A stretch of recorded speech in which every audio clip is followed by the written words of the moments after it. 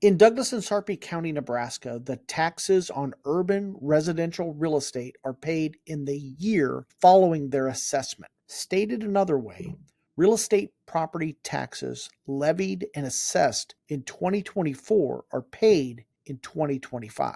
If I'm buying a home in 2024, why do I pay taxes for 2023 when I didn't even live in the home?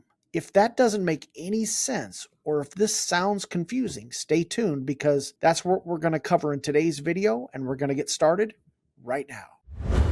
Omaha, Nebraska is located in Douglas County, Nebraska. To the south of Douglas County is Sarpy County. Sarpy County is the home to the city of Bellevue, the city of Papillion, La Vista, Springfield, and Gretna, Nebraska. If you're buying a home or if you're moving to Omaha or one of the surrounding suburbs, the way property taxes are paid can be very confusing. Even longtime residents have a difficult time explaining how taxes are paid. Now, maybe this is by design because one of the drawbacks of moving to Nebraska is our high property taxes. Our property taxes are paid in arrears. That means we pay 2024 taxes in 2025. If 2024 taxes are paid in 2025, what happens if you buy a home in 2024? How does that work? Are you confused yet? Let's go to dcassessor.org. That's the Douglas County Tax Assessor and the Register of Deeds website. And if you live in Sarpy County, you can go to sarpy.gov and click on Property Search, and that'll take you to the Sarpy County Assessor's website. Let's take a moment and explore the Douglas County Assessor's website. On the home page, you want to click on Assessor. When it brings up the Assessor's website, you want to click on Valuation and Lookup. There will be a disclaimer. Go ahead and click on I agree. Now you can look up a particular address. For example, let's look up 16518 Mason Street. That home is in Cambridge Oaks subdivision and is in the Millard Public School District. Now we have access to a host of information. At the top, there is a summary. Things like the address, the subdivision, and the legal description. Next, you have the current owners. Next, some information about the buildings, like the year built, bedrooms, bathrooms, etc. And below that, you have more detailed information. Then some information about the land. For example, the dimensions of the lot. In this case, the lot is 130 by 100 and is 0.29 acres. Then you have the valuation. Now, this is assessed value, not market value. Assessed value is determined by the county for tax purposes. You'll see the county has a value for the land and a value for the improvement, then a total value. You'll see a valuation in 2024 of $434,500. That's up from 2023 of a valuation of $391,800. This site has sales information too. You can see the home was sold in August of 2006 for $310,000. And you can see they also have photos of the home and sketches of the home as well. If you click on photos, it's going to enlarge that photo. And in the corner, you'll see when the photo was taken. In this case, in May of 2024. You can also see a sketch of the home and the measurements. And this site is a wealth of information if you're buying a home in Douglas County. And then you can click on the Treasurer's Tax Report. This takes you to another site. This is the Douglas County Treasurer's site. It gives you more information like the taxpayer information, property information, and the tax information for 2023. It also gives a taxable value, the tax levy, and the tax amount. You can also see a payment history. If we click on levy information, it gives a breakdown of all the government entities that take a portion of the property taxes. In this case, 11 different agencies take a portion of the property taxes. In this case, the home is in the Millard School District, and over 52% of the property taxes goes back into the local school district. Let's go back to the tax information. The taxes for 2023 were $7,800.24.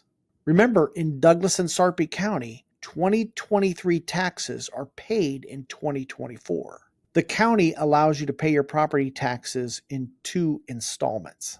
The first half of 2023 taxes become delinquent on April 1st of 2024, and the second half become delinquent on August 1st of 2024. When you own a home and you have a mortgage, your mortgage company is going to make sure the taxes get paid. And why is that? Well, tax liens are in front of a mortgage lien. That means if you don't pay your property taxes, the county could foreclose on your home. The bank understands that, so they want to make sure that your taxes get paid. So that's why they take care of it for you. Going back to our example, in the tax year 2023, we can see a tax amount of $7,800.24. The current homeowner paid the first half of $3,900.12 on February 12th of 2024. The second half of taxes were paid on June 18th of 2024. If you have a mortgage, your mortgage company takes care of all of this through an account called an escrow account. When you pay your mortgage, you pay PITI, which stands for principal, interest, taxes, and insurance. Every month you will pay in your payment 1/12 of the insurance amount and 1/12 of the tax amount.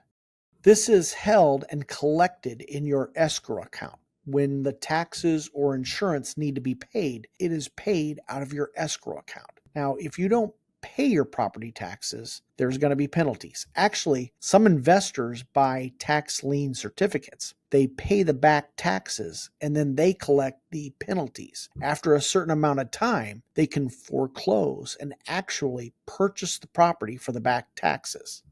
The same thing with your insurance. The lender is going to require homeowners insurance. They're going to make sure it gets paid. So they want to pay it out of the escrow account. When you buy a home, typically insurance and property taxes are going to go up over time. That means your monthly payment will slightly increase as the taxes and insurance increase over time. Now, since we're paying 2023 taxes in 2024, what happens if you buy a home in 2024? As a buyer, are you paying taxes for a property when you didn't even live in the home? And the answer is yes. How can that be? That doesn't seem fair. Now, how does this work? Well, since 2024 real estate taxes are not known or capable of being computed with any degree of accuracy until very late in the year, it has been the custom and practice in Douglas and Sarpy County to prorate the real estate taxes for the year in which those taxes would become delinquent if not paid. Still confused? Let's look at the purchase agreement. In paragraph 11 of the purchase agreement, it says taxes. If the property is located in Douglas or Sarpy County, Nebraska, all consolidated real estate taxes which become delinquent in the year of closing, as are typically paid in the year of closing, are current taxes for the purposes of this agreement. Such taxes shall be prorated as of the date of, and in this example, we're going to mark off closing. That means we're prorating 2023 taxes like they are actually 2024 taxes. In the purchase agreement, we're prorating 2023 taxes like they are actually 2024 taxes. So let's say we sold this home and closing was on September 3rd of 2024. The seller has paid all of the taxes for the entire year. That means the seller would get money back because the buyer would be responsible from September 3rd to January 1st of 2025. When you buy a home, the title company will prepare a closing statement for both the buyer and the seller, and they will calculate the prorations. If you're buying a home, you'll be responsible for the taxes for the rest of the year. The lender is going to require that you start and kind of pre-fund an escrow account. The lender wants enough funds in the account to start with, so they have enough funds to pay the insurance and the property taxes when they become due.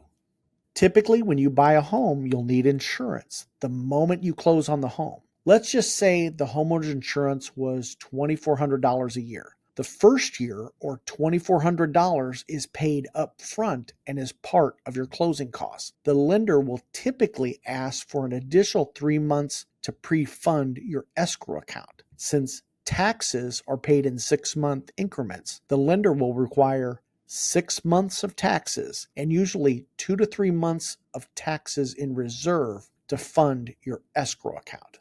Let's take a moment and talk about new construction. One of the advantages of buying new construction is with the property taxes. Every January, Douglas and Sarpy County assign a value to every parcel of property in the county. That means, let's say you're buying a new construction home and the home is in the process of being built. Let's say you're buying a home that is closing in 2024. However, since you're paying 2023 taxes in 2024, back in 2023, your new construction home was a vacant lot. So that means for the first year, you get a break in your property taxes. However, the county is well aware of this, and the next year is going to roll around and your property will be reassessed, meaning you'll pay property taxes on both the lot and the improvement.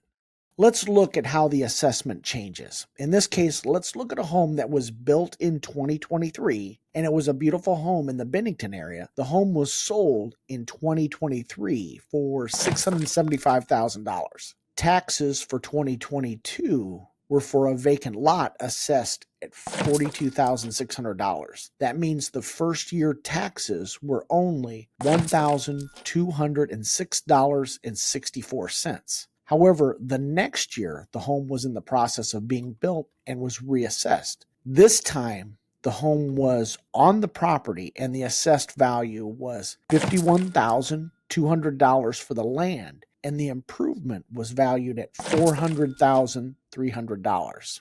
The county is basing the valuation on January 1st of 2023. At that time, it could have been partially built, so the taxes were $12,325.54.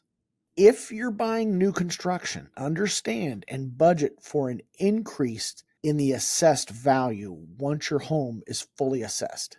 Also, since you're in a newly built subdivision, your tax levy will be higher. The tax levy, or sometimes referred to as the mill levy, is the rate of taxation. There is a tendency to have a higher tax levy in a newly built subdivision because they need to pay for all of the new infrastructure. For example, the tax levy in an older part of Omaha might be just over 2.1%, while in a newer subdivision that is just outside of the city limits might be just over 2.8%.